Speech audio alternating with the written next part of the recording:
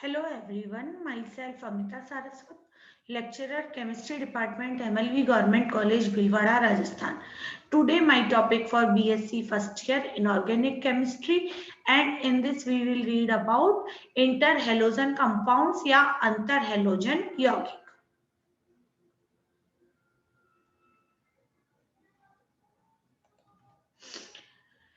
अंतरहैलोजन यौगिक में हम AB प्रकार के अंतरहैलोजन यौगिक पढ़ चुके थे। अब दूसरे हैं AB3 प्रकार के अंतरहैलोजन यौगिक।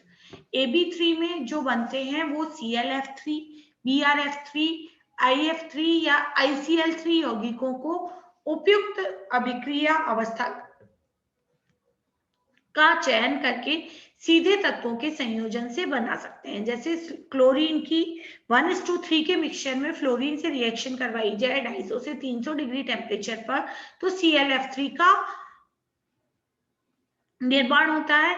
एक अंतर यौगिक हैलोजन यौगिक के हैलोजनीकरण से दूसरा अंतर हैलोजन यौगिक प्राप्त किया जा सकता है। जैसे कि ClF की रिएक्शन फ्लोरीन से करवाई जाए तो ClF3 बनेगा। ClF3 क्लोरीन के आधिक्य से क्रिया करके ClF3 क्लोरीन के आधिक्य से क्रिया करके ClF का निर्माण करता है। BrF3 भी ऐसा ही व्यवहार करता है। IF3 जो यौगिक है वो -30 डिग्री सेंटीग्रेड के नीचे ही स्थायी है और अधिक स्थायी IF5 बनाने की टेंडेंसी रखता है। आयोडीन का फ्लोरीनीकरण करवाने पर IF3 को प्राप्त किया जा सकता है। आयोडीन प्लस जिनॉन फ्लोराइड इसकी रिएक्शन कराई जाएगी तो 2IF3 प्लस 3 जिनॉन का निर्माण हो जाएगा। ICl3 द्रव क्लोरीन में ठोस आयोडीन मिलाने पर बन जाता है, लेकिन सामान्य ताप पर यह विघटित हो जाता है। I2Cl6 प्लस ये बनेगा 2ICl प्लस क्लोरीन गैस निकल जाएगी। ICl3 स्थायी नहीं है क्यों ये द्विलक के रूप में पाया जाता है। एक्सरे रिफ्रैक्शन से पता चला है। इस गहरे पीले रंग के ठोस की संरचना जो होती है वो समतलीय होती है। ICl बंध की एकल बंध लंबाई 2.39 होती है और ये जो ICl के सेतु बंध अपेक्षाकृत लंबे होते हैं। इसकी संरचना इस प्रकार से होती है क्योंकि इसका जो है स्वतः आयनन हो जाता है। I2Cl6 जो है ICl2 प्लस और ICl4 माइनस में चेंज होता रहता है। ClF3 और BrF3 दोनों सहसंयोजक द्रव होते हैं। ClF3 है वो ज्यादा क्रियाशील होता है। यह मतलब एस्बेस्टस के साथ भी आग पकड़ लेता है, इसीलिए इसका उपयोग इंसिडेंटरी बम या आग लगाने वाले बम की तरह किया जाता है। यह स्टील सिलेंडर में भी पाया जाता है। नाभिकीय उद्योग में ईंधन प्रोसेसिंग के काम में ClF3 का उपयोग होता है।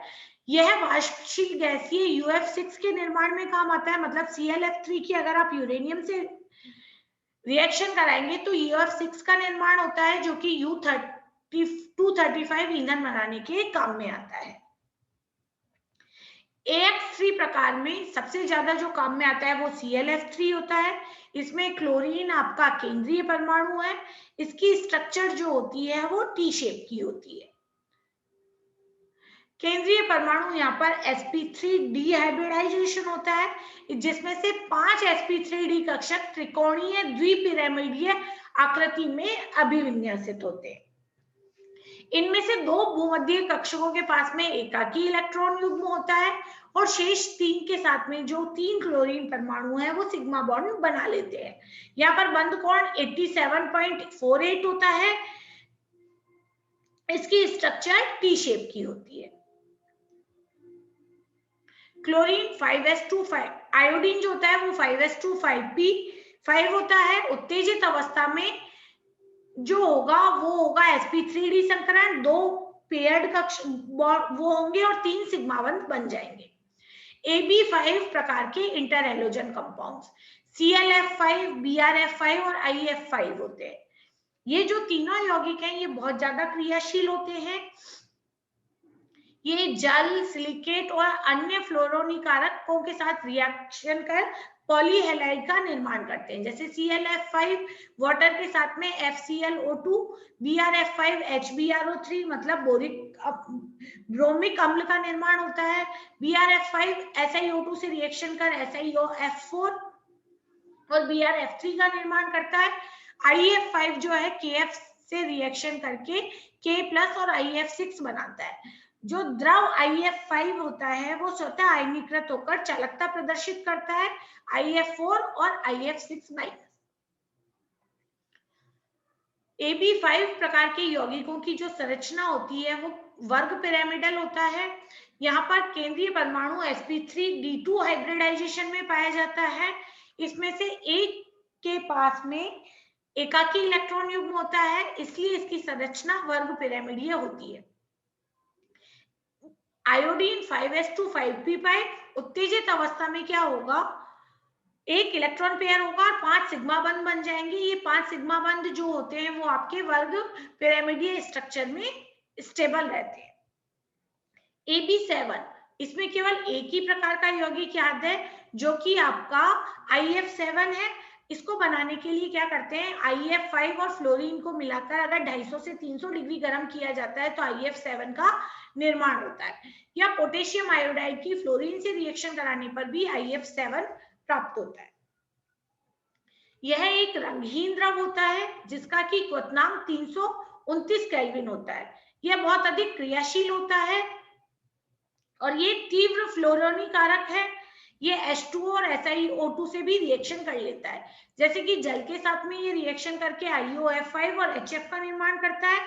इसी तरह से सिलिका के साथ में रिएक्शन कर SiF4 का निर्माण करता है।